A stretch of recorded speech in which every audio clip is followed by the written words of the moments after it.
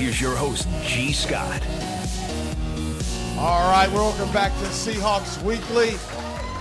Seahawks Weekly, of course, presented by Bud Light and brought to you by Heritage Distilling's batch number 12 vodka, sparkling ice, legendary donuts, and, of course, Pearl Seafood and Oyster Bar right here in Bellevue's Lincoln Square. And we're humbled. We're honored to be joined by linebacker for your Seattle Seahawks, Brock Coyle. Brock, how you doing, my man? I'm doing great. Thanks for having me. This is a great spot. Yes, sir. Yes, sir. Before we get to talking about football and all the other wild card questions I have for you, you was back there eating, bro. How was the food? It was delicious. Was it? Delicious, yes. Enjoyed it. Got like 3 appetizer plates. You look like you picked up 4 pounds. Yeah. Hey, I need to. I'm playing the Jets this week. Want to get a big win, so I got to be ready. I think Pearl Bar took a loss tonight based on the amount of food. Most definitely. Yeah. Brock, good. are you Are you saying that when you showed up here you weren't shy about eating? No, I wasn't shy. Hey, you know what? I got to tell you, defensively, I worried how you guys would be this season. Preseason, going into the season, I'm like, I don't know if they're going to be the defense that we're used to. Clearly, I was wrong. Yeah, you were for sure. Thanks. Why? What am I seeing out there, Brock? Well, I think if we look at least since I've been here, we won the Super Bowl my rookie year, and they were coming off the Super Bowl win. So you have that long season, and then we go back to the Super Bowl and have that long season and maybe some distractions and whatnot. But again, I think if you look at the core leaders on our defense, these guys are veterans. They're in the prime of their career, and they played with each other for a long time. So when you see these guys, I'm so fortunate to be in the position I am because I get to watch these guys work every day, and I get to learn from the best. And you see the way they work together. It's just, I think we're at a point now as a defense that we're all working together. We've played with each other for so long. It's just flowing, and it's been the same defense. So just to see all that and see these guys work together for so long and be so successful, I think we're really at that peak right now. Brock, I was watching you guys in Kansas City down on the field, watching you guys warm up, and you guys were running like pass patterns or something.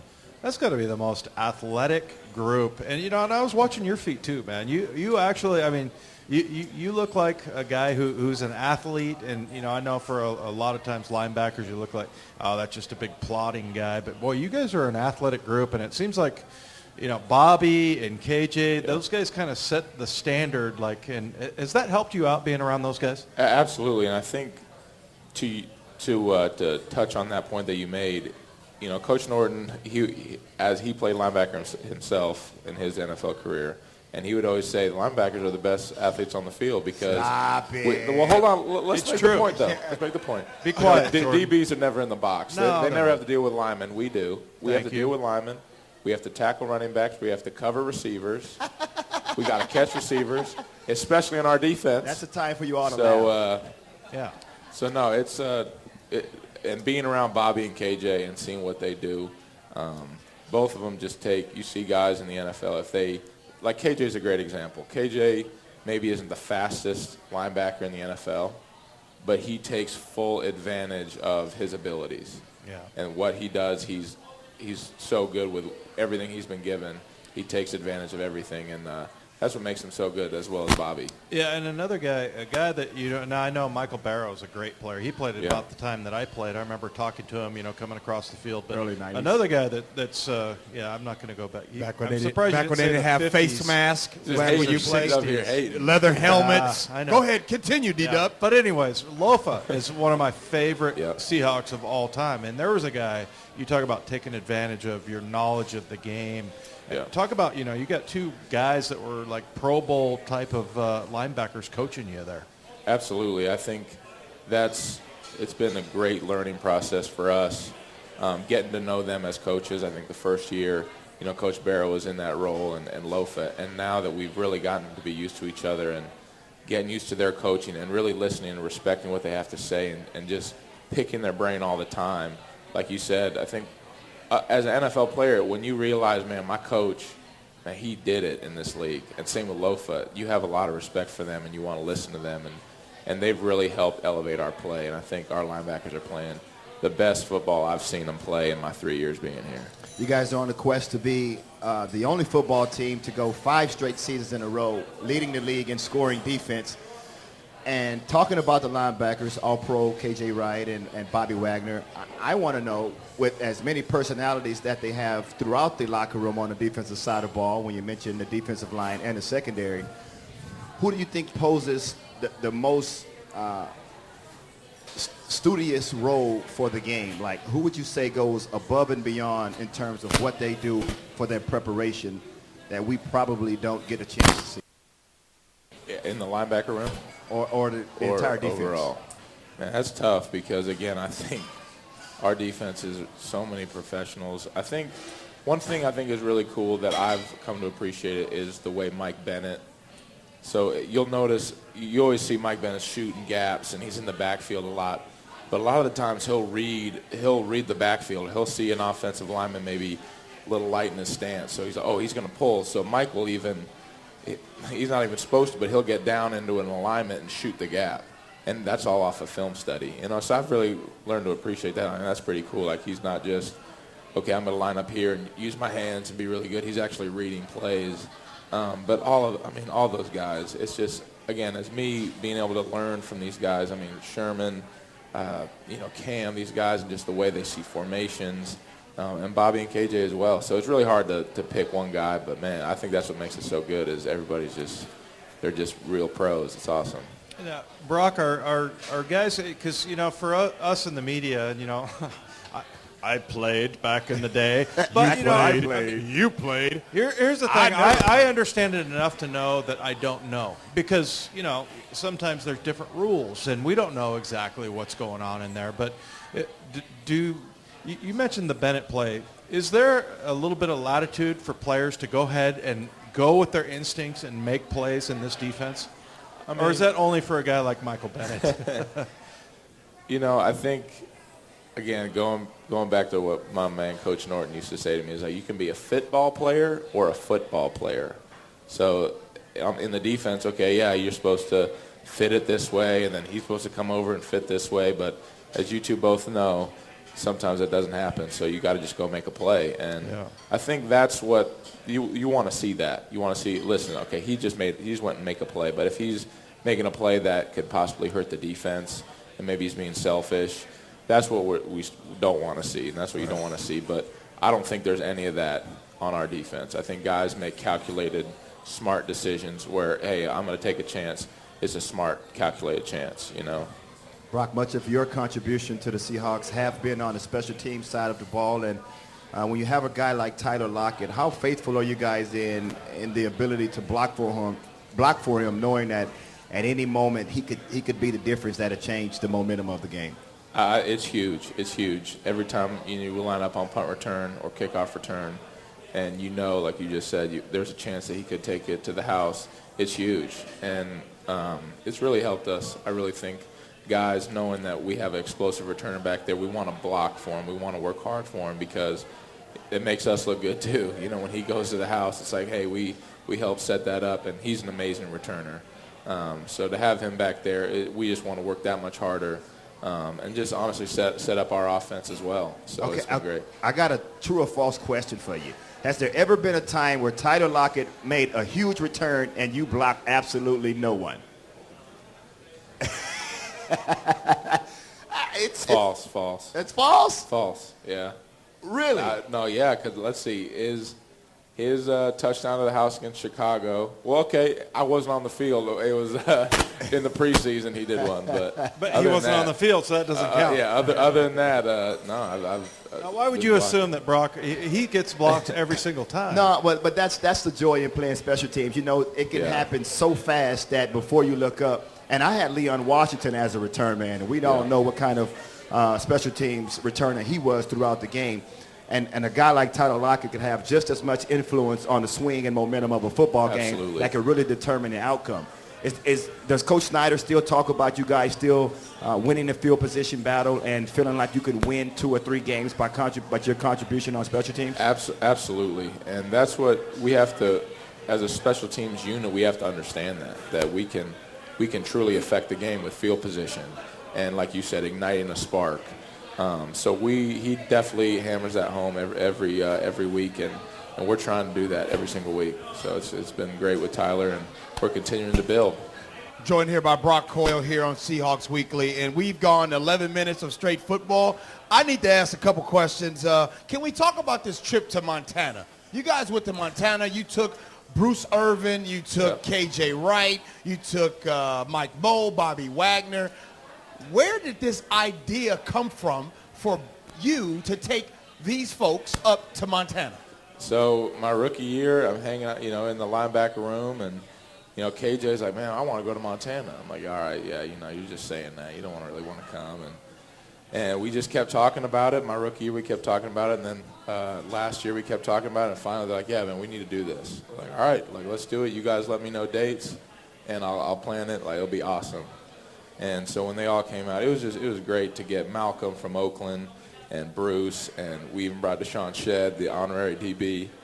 But we had a great time, and it was really cool. I felt honored as well that they wanted to come to Montana. They wanted to come to my hometown. And so it was really cool. I wanted to do a great job and make sure they had a great time. And we just had a blast. It was great. Okay. They had a campfire, G. They probably all sat around and told stories. Nah, but here's the thing. One thing I love Brock, man. Brock get on here and keep it 100. And by the way, Brock Coyle is the only one that gives it back to Bobby Wagner, because Bobby Wagner talks a lot of stuff. I've watched Brock Coyle go right back at Bobby Wagner. Which one of your teammates? You can only pick one. Yeah. Don't get all fair and stuff. Yeah. Pick one. Which one of your teammates do you believe that can survive in the wilderness? You can only pick one. Okay. K.J. Wright, Bobby Wagner, Bruce Irvin. So linebackers or all teammates? Yeah, let's open it up. Let's go all teammates. Because I know you can survive in the wilderness. Yeah. You're from Montana. Yeah. Which one of your teammates do you believe can survive in the wilderness? Probably just because I've seen him do things on the football field that I didn't know like a human could do. Probably Cam Chancellor. Yeah. He would chase down a deer and hit it and kill it. And all right, good. Break its neck. Yeah. Not only is he just a freak athletically, he's smart. Just the things that guy can do. So maybe Cam, but I think there are probably a few guys that be able to hold their own out there. You know who couldn't survive? This guy sitting next to me, because he wouldn't have his phone. Yeah. You got to look at your phone constantly. No service. Today we talked to Mark Glowinski. Yeah. He looks like one of those dudes from Duck Dynasty. He does. So maybe I just assume that he could be a guy that would survive in the wilderness. But some of those big guys, I feel like that would be those a good old linemen candidate. could last for a while out in the winter. They got that natural hibernations. They're good. Those extra layers is what he's saying. Well, one of the things that some of the guys have told me, so I've asked them behind your back, of course, what was it like going up there with Brock Coyle up to Montana? And Brock, they say you real famous in Montana, man. Like really, really famous. What's that like when you go back to Montana, my man? It's great because I think Montana, growing up there and going to school in University of Montana, there are not a lot of guys that achieve their dreams and go to the NFL. There are a small number of guys. So when you go back there and you feel appreciated and they really are following you, it's great. It's great. And I love Montana. I try to give back. I just trying to start up a foundation that focuses on Montana, some Montana families, and helps them if they have medical expenses and stuff getting out to Seattle and stuff like that. So, Montana's dear to my heart, and I love it. It's a great place, and it's great, man. Didn't Tim Houck? Do you know Tim Houck? He was a Montana guy. Oh, yeah. He played in the NFL and was coaching for a while. But not many guys, like G said, come out of there. So that's pretty cool. Yeah, it's awesome. Brock, I don't want to look too far ahead. You guys are preparing for the New York Jets and your trip to New York this week, but not too much focus on football as we move into the bye week following the New York Jets. What does a guy like Brock Coyle do on bye week? Well, I'm going back to Montana. I always look at my Is there a parade? Is there a parade or something? Oh, yeah. I always look at my bye week, and I match it with the Montana Grizzlies schedule. I say, is there a home game? And there's a home game, so I'm going to go back home. Who you guys play? See some family. We play Missouri Valley State. Okay. So I think, is that where Jerry Rice went to school? I believe so. Yeah. The Delta Devils. Yeah, we're playing them. You know what I never told you this, but that was I was kind of Mississippi State. I was a fan of Brock Coyle. I saw you play a couple times on TV, doing real well. You're balling, but I got a couple questions to ask about you in college. One of them were, you got a lot of strip fumbles when you played. A lot of that. What was that about? Where'd you learn that? I mean, I think I never really learned it. I just so, and that's funny you say that too, because I really didn't think about, okay, I was just going for the ball or whatever. But then when I came here to the Seattle, that's all we focus on. I mean, Coach Carroll, the first ever meeting I was in, he comes up with the football and he goes, it's all about the ball. You know, and being around great guys who've been great at forcing fumbles like Byron Maxwell and now Deshaun Shedd, and all they do, they just think about the ball. You know, sometimes I think that's like that next level where, okay, the rookie year, second year, third year, as you start getting older, you start becoming a pro. Instead of, oh, there's a guy, I'm going to tackle him. It's, there's the guy, I'm going to tackle him, but I'm going to go for the strip or I'm going to go for the punch. You know, and I think that's just kind of what I just started to think about. It's like, all right, I'm going to go for that ball. Yeah, that's interesting. I was going to ask you about that because we talked to KJ today earlier about sometimes with the turnovers, it's about sometimes it can be luck.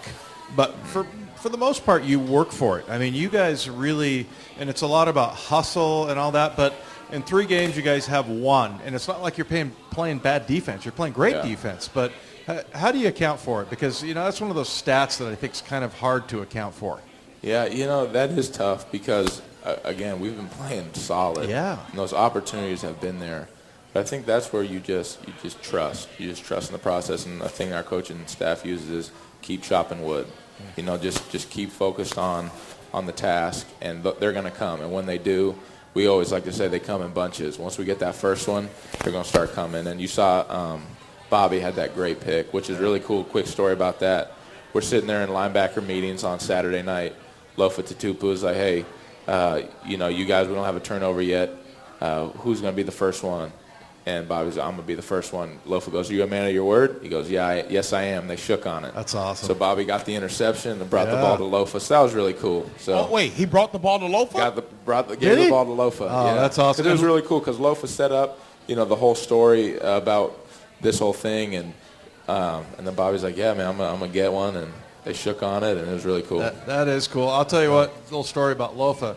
We interviewed him after a 2007 or 6 game. It was against Philly. He got 3 interceptions in one game. And the first time I asked him about it, he goes, yeah, I could have had 4. I'm really disappointed in myself. Yeah. And that is true Lofa right there. Yeah. So, that's true as a football player, too. I know you two could probably. It's like when you have you can have a great game, but you'll think about that only one the bad play that you missed. And not all those great plays. Very so, true. Yeah, it's tough. Or I might have that question I didn't answer. Or I didn't ask. Or something like that, right? Yeah. There you go. I'm just trying to be a Very- part of the very conversation. similar, Sorry, G. yeah. I mean, There's some symmetry in that. But you know what, Brock, I'll Great. tell you this about what you just said. You're right. I mean, you sit there and lament over the plays that you didn't make. Yeah. But when you get older and be like you're like 50 or like over 50 like Jordan is here, then you start going, all those stories become much bigger. Yeah. Like if it was a 10-yard return, all of a sudden it becomes like a 50-yard return. Yeah, it's kind of like that Just fishing for a story where that fish just keeps on continuing exactly. to grow. There you go. He grows.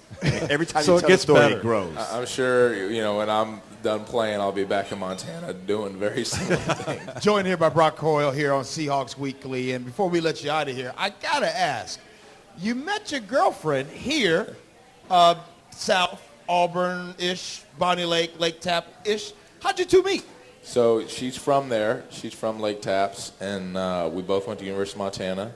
She played volleyball. Shout out to Brooke. She's actually in the Oh, hey, Brooke. She's right over there. Hey, Brooke. Hi, Brooke. But Brooke was a star volleyball player at Auburn Riverside High School. She went over to University of Montana, played volleyball there, and we met, and it worked out pretty well. Signed here, and the rest is history. You didn't answer my question. How'd you two meet, though? Like, did you, like, go up to her and say hi to her? Well, you know, I mean, I see the star volleyball player. He sent you know, his best friend. tall, good looking. I don't think he was I don't brave enough think- to walk up What to was her. your I don't opening think so. line? I don't think so either. Yeah, that's what he's missing. Yeah, I don't think Brock. I don't think you sent your friend over to say Yeah. what's up to Brooke, right? Yeah, somebody was like, hey, man, help me out real quick. I was nervous, you know. So it was like passing a note in study hall. Yeah. So what was your opening line? What was Hi there, or something like that. That'd probably be a better question for her because I don't Yeah, remember. we'll ask her. Yeah, we'll ask her out there. All right. Well, I think I've asked you this in the Players' Lounge, sitting down with you. if you're in the doghouse, and maybe you can help me out because sometimes I be in the doghouse. Yeah. If you're in the doghouse with Brooke, what is your go-to move to get out of the doghouse? That's a good one. Well, I know she loves candy, so first I'm going to go to the store and I'm like, all right, sour candies, where are they? Just get them all, put them in the shopping cart. Okay. But that's the go-to. So I know the way to her heart, and that's sour candy. So I'd get her some candy. You should know that. So G. you want to shake on it like that might help me out? You want to shake on that? Well, you got to know. You got to know. Everybody's what's your different. girl like, yeah, maybe it's chocolate. Maybe it's she loves, I don't know, romantic movies or something. I don't know. You know what it is for The my Notebook. wife? He's You watching know, Notebook the Notebook. 6 There you times. go. Yeah, there you go. Yeah. For They my wife, cry. it's go vacuum something. If I'm never so sexy Clean that. to my wife as when I'm vacuuming. She walks or in, you're cleaning cleaning the house. You're like, hey. Yeah, there we In go. your Seahawks polo It's, at it's that. the love language. And your leather helmet. Babs, Yes. what's your move, Babs? What's your go-to? I cook, dog. Oh. I love to cook. I See, I cook cook about too. 4 I times a cook too, week, though. maybe Oh. 5. But I Attaboy. cook, and trust me. How often you cook? How often you cook, Brock? I mean, a lot of the guys are talking about how good you be on that grill. I heard you on the Shout Traeger out to grill. Traeger Grill. Right. They hooked me up with a Traeger grill, this cool wood pellet grill, and it's been awesome. I got KJ one too. So Really? yeah. Is that an invitation? That's what I wanted Yeah. to know. Invitation? Yeah, come on. You inviting us over? Let's go. Let's go to KJ's house. You got one. Go on there. See how I do it? We all go over to KJ's nice house. Hey, look, before we let you go, can I ask you something about KJ? Yeah. You ever notice when KJ dresses and comes to work, is there a reason why them pants be flooding sometimes? You don't want to answer? I don't answer. The dude's got long legs, one man. thing though is Bruce, when Bruce Irvin was here, he'd always make fun of KJ and the swag. I'm like, man, KJ, you got swag, man. It's all right. You know, but no, KJ's the man. He's a great dude, man. But, And you know what? You got to But think that here- most pants and most sleeves are too short for KJ. Yeah. G, let I me saw just tell you. KJ yesterday. I said them pants. I said, oh, Lord. Look Nah, at them pants. and I know, but here's the thing, is I can tell you right now is KJ, he doesn't care. And if you go across the board and you take a look at the personality of every position, the linebackers as it is today, Dave would not care if he had on short shorts or short sleeve shirts. This It is wouldn't true. matter. hey, that's Because- spoken like a true DB. But see, Yeah, but all no, about show. Okay, It's all okay. show. Talk about the DBs. The DBs were all about dressing well. We're flamboyant. We stand out. We're pretty much high in fashion and high in. You know what the thing sense of about defensive confidence. backs, Brock, is that they talk too much. Always talking. Always talking. Okay, I'll be quiet now.